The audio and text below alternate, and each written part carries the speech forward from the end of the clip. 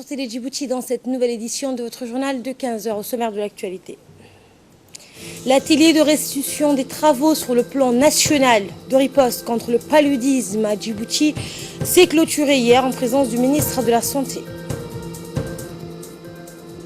Et des membres présumés du groupe djihadiste nigérian Boko Haram ont attaqué la ville de Gochi dans l'extrême nord du Cameroun, incendiant ainsi des dizaines de maisons et une église. C'était les titres, bienvenue à tous. Le ministre de la Santé, M. Mohamed Ouelsemediri, a présidé hier la cérémonie de clôture de l'atelier de restitution des travaux sur le plan national de riposte contre le paludisme à Djibouti qui s'est tenu au Kepensky Palace Hotel.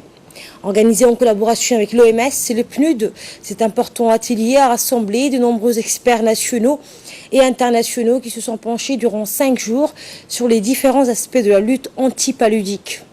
À noter également la présence de la maire de la ville de Djibouti, Mme Fatouma Awali Ousmane, et la participation des plusieurs partenaires, à l'image de l'OIM, l'UNICEF et le HCR qui ont pris part à cet exercice consensuel. Et c'est à travers une approche inclusive et participative que cet atelier de réflexion et de concertation scientifique a mobilisé tous les praticiens issus des structures publiques, parapubliques et privées afin d'élaborer une documentation actualisée de référence nationale sur la lutte multiforme contre le paludisme à Djibouti. À ce sujet, le ministre de la Santé, Mohamed Ouelsemediri, a indiqué que toutes ces orientations stratégiques ainsi identifiées constitueront le socle du nouveau plan de lutte contre le paludisme pour la période 2019-2023. Voici les propos du ministre de la Santé. C'est avec beaucoup d'émotion que je prends pour la première fois la parole en ma qualité de ministre de la Santé. Permettez-moi donc, à l'entame de mon propos, d'exprimer ma profonde gratitude et reconnaissance à l'endroit du président de la République, chef de gouvernement, son Excellence, M. Ismaïl Omar Guelleh, pour la haute marque de confiance dont il m'a honoré en me confiant un département au cœur de ses aspirations et ambitions pour le bien-être de la population djiboutienne. La première priorité à laquelle je me suis assujetti le jour même de ma prise de fonction au ministère de la Santé est celle de la riposte à l'épidémie de paludisme qui demeure une préoccupation majeure de santé publique dans notre pays. C'est donc dans ce contexte particulier que se tenue la revue de performance du programme de lutte contre le paludisme. Les principales recommandations ici de cette revue s'articulent autour de l'actualisation des lignes directrices en matière de traitement, la couverture universelle pour ce qui est de la distribution des moustiquaires imprégnés d'insecticides, la pulvérisation intra-domiciliaire d'insecticides et enfin la sensibilisation, l'information, l'éducation et la communication. Mesdames, Messieurs, distingués invités, notre détermination dans ce combat au service de la santé de nos concitoyens est totale. Et ce combat, nous allons le gagner, Inch'Allah, ensemble. Sur ce, je déclare clos l'exercice de revue des performances des programmes de lutte contre le paludisme. Voilà donc pour les propos du ministre de la Santé. Au terme de cette cérémonie de clôture, les représentants des organismes onusiens ainsi que les différents partenaires techniques ont paraphé avec le ministre de la Santé, M. Mohamed Ouelsemediri, l'aide mémoire de la revue du programme de lutte contre le paludisme à Djibouti. Cette aide mémoire regroupe l'ensemble des lignes directrices qui ont été actualisées sur le traitement, la couverture sanitaire et la prévention en matière de lutte antipaludique. Écoutons à présent la réaction d'un des experts nationaux à l'issue de cet important atelier qui s'est clôturé hier au Kepensky Palace Hotel.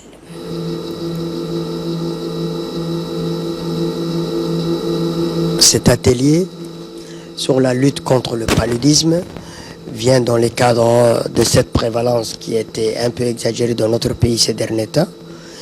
Et ça nous a permis de réviser le protocole national de traitement contre le paludisme et ça a permis de mettre en place un système préventif qui va lutter contre les vecteurs qui sont responsables du paludisme.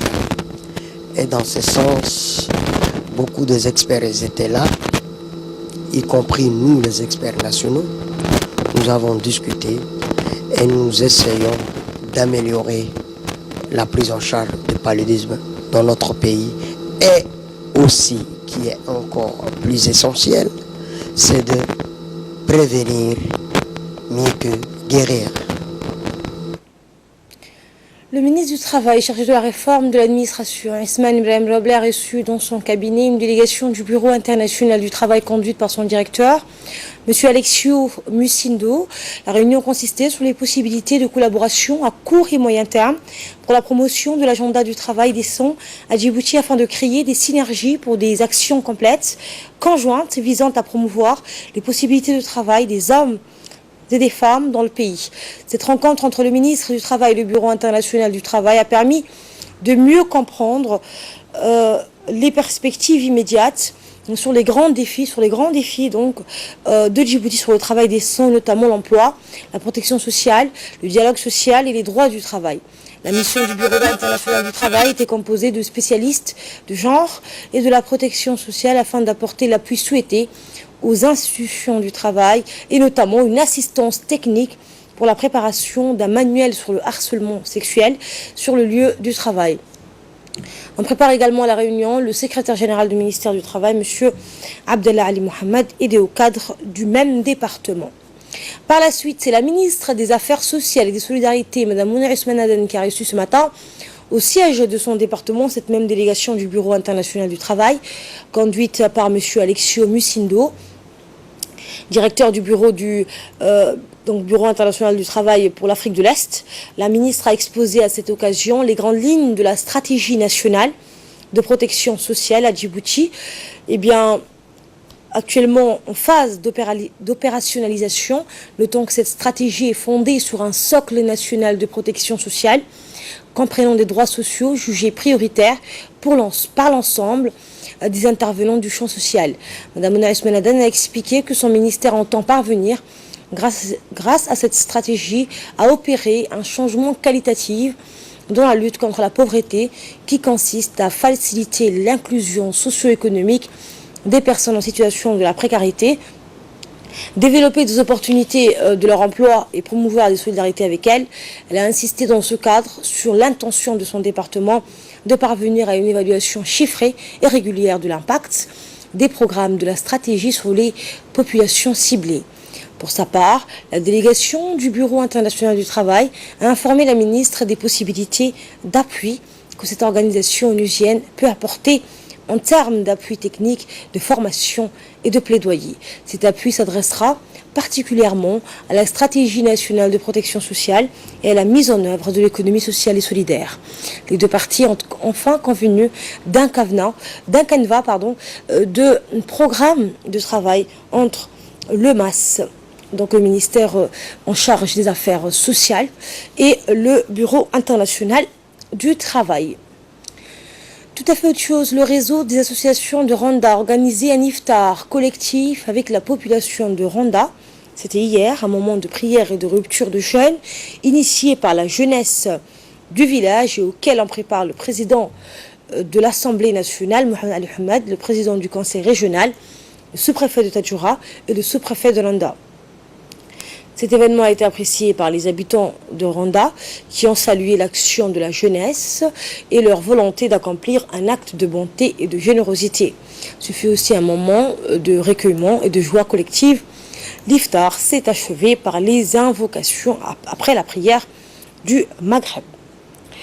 Et dans la soirée, le président de l'Assemblée nationale, Mohamed Ali Hamed, a convié dans son domicile les deux poètes originaires de Rwanda et qui sont membres du RAR. Le président de l'Assemblée a félicité les deux écrivains natifs du village et les a exhortés à écrire davantage et à inciter les jeunes lecteurs à se prendre en charge en créant des entreprises privées, des petites et moyennes entreprises, afin de sortir de l'oisivité. Il a également salué les talents des poètes de Rwanda et s'est dit fier de leur consécration.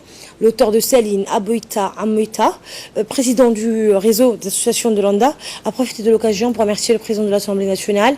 Il a ensuite évoqué la question de la taxation des livres, tout en formulant auprès du chef de la représentation nationale son souhait de voir les jeunes écrivains djiboutiens exonérés des taxes afin qu'ils puissent écrire et publier en route quiétude.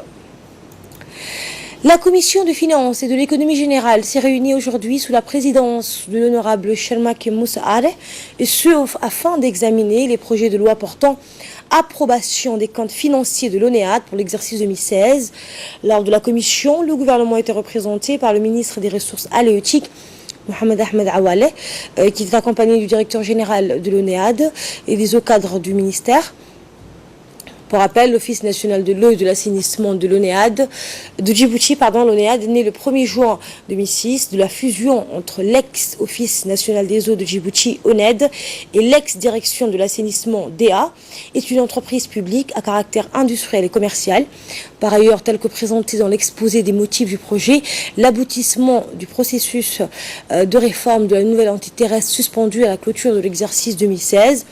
Des opérations de fusion relatives à la dissolution comptable des entités dissoutes, à l'évaluation des apports de l'ONED et de la direction de l'assainissement, à la constitution du capital social de la nouvelle entité de l'établissement du bilan consolidé. Les parlementaires ont fait part au ministre que la commission a remarqué un laisser-aller généralisé au sein des établissements publics, et pour cette raison, ils ont dressé une liste des recommandations, et ce pour tous les établissements publics. Il s'agit entre autres d'éviter le retard de la transmission des comptes financiers, de respecter strictement la loi cadre portant définition et gestion des établissements publics, ainsi que le respect de la feuille de route tracée par le président de la République pour chaque département. Et au terme de la réunion, les commissaires ont émis un avis favorable et ont transmis les 2 comptes financiers pour adoption lors de la séance publique de l'Assemblée nationale. Le nouveau ministre de la Communication, chargé des postes et des télécommunications, M. Redouane Abdullahi Bahdad, a poursuivi ce matin sa tournée de prise de contact avec les différents services et départements sous sa tutelle. Cette fois-ci, le ministre s'est rendu à la poste de Djibouti. Il était accompagné par son secrétaire général et les hauts cadres de son département. Le ministre de la Communication, chargé des postes et des télécommunications, Redouane Abdullahi Bahdad, a été accueilli à son arrivée au sein de la maison du citoyen par le directeur général Bahnan Ali Meidel, les responsables de la poste de Djibouti ainsi que l'ensemble des employés. Après donc l'accueil chaleureux, le ministre a commencé sa visite en compagnie du directeur de la poste de Djibouti. Le directeur donc Bahnan Ali Meidel a fourni au ministre de la Communication toutes les explications nécessaires de la poste de Djibouti qui offre aux Djiboutiens un service de qualité rapide et sécurisé. Le ministre a par la suite poursuivi sa visite en se rendant au bureau de Jeep Call Center qui se trouve au sein même de la poste de Djibouti. Jeep Call Center qui est un partenaire de la poste de Djibouti. Une visite donc qui s'est achevée par une réunion, vous voyez à l'image, du nouveau ministre avec le directeur général M. Bahnan Ali Meidel et ses collaborateurs. Rappelant que demain le ministre visitera l'imprimerie nationale. Le ministre de l'Équipement et des Transports, Moussa Mohamed Ahmed, poursuit également sa tournée de prise de contact dans les établissements publics sous sa tutelle et s'est rendu ce matin au laboratoire central des bâtiments et des équipements, accompagné par son secrétaire général, M. Saïd Nouh, et de ses conseillers techniques. Le ministre a été accueilli par la directrice générale du laboratoire central des bâtiments et des équipements, Mme Rahma Ahmed Moussa, et de l'ensemble de son staff qui lui ont réservé un accueil chaleureux pour lui souhaiter la bienvenue. Le ministre a fait le tour du laboratoire et a pu observer les différentes salles de contrôle des matériaux de construction à Djibouti. La directrice du laboratoire a soulevé les défis majeurs auxquels elle doit faire face dans l'accomplissement de ses missions. Enfin, le ministre de l'Équipement et des Transports, Moussa Mohamed Ahmed, a quant à lui promis l'assistance et le renforcement en termes de capacité et de compétences pour ainsi développer les interventions du laboratoire à Djibouti.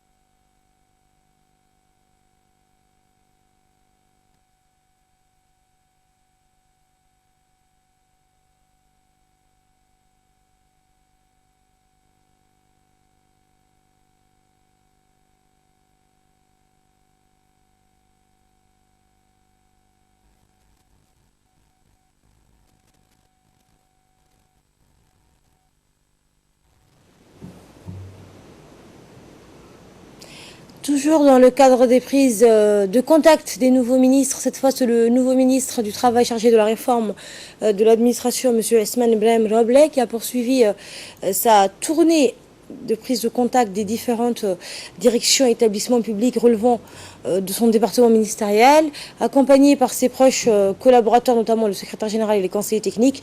Le ministre a donc poursuivi sa tournée, sa deuxième journée de visite ce matin par l'ANEFIP. Il a été accueilli par le directeur général de l'ANEFIP qui lui a présenté le personnel de différents services de l'établissement après une visite de différents bureaux. Le ministre a eu donc une réunion avec le directeur général et les autres responsables de l'ANEFIP, durant laquelle il a précisé qu'il faut renforcer les activités de cet établissement, particulièrement l'insertion des jeunes à l'emploi, car il s'agit d'un volet important de la politique nationale de l'emploi. Le ministre a également souligné que l'ANEFIP est le poumon de son département ministériel.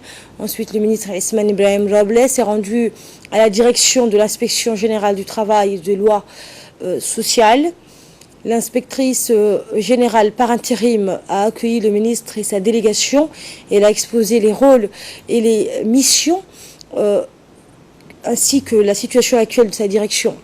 Enfin, le ministre et sa délégation ont clôturé les activités de prise de contact par la visite de l'INAP. Le directeur général de l'INAP, M. Chelmaki Idriss Ali, a souhaité la bienvenue au ministre et lui a fait une visite guidée de l'établissement. À cette occasion, le ministre a eu l'opportunité de visiter le chantier du nouveau bâtiment qui doit héberger et l'ANEFIP et l'INAP, une partie des services du ministère.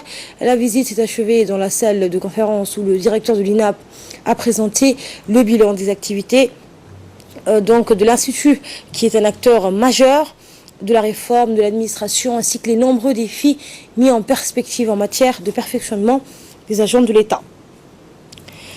Dans le reste de l'actualité, la direction des CDC a procédé au lancement officiel des concours des récitations du Saint-Coran et des 99 noms d'Allah, ainsi que les jeux questions sur la vie du prophète Mohammed sallallahu alayhi wa sallam, en présence du chef de service de suivi des CDC, Ahmed Ali Ahmed.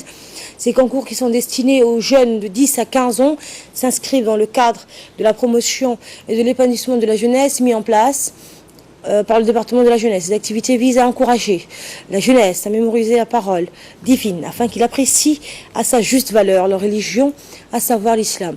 Après une première phase intra-CDC où le jury sélectionnera les 3 premiers de chaque concours, l'on procédera à la phase inter-CDC et les 3 meilleurs seront honorés par des récompenses pendant la célébration de la nuit du destin, le 27 du mois de Ramadan, qui commémore la révélation du Coran à notre prophète Mohammed par l'ange Gabriel. Les équipes de patrouille du garde-côte djiboutien ont porté une opération d'assistance et de sauvetage à une embarcation yéménite type Galba surchargée, transportant 120 candidats à l'immigration clandestine d'origine éthiopienne, somalienne, érythréenne. C'est donc hier au large de Godoria. Et dans l'actualité internationale, donc on va parler de ce nouveau raid, je vous le disais en titre, au Cameroun.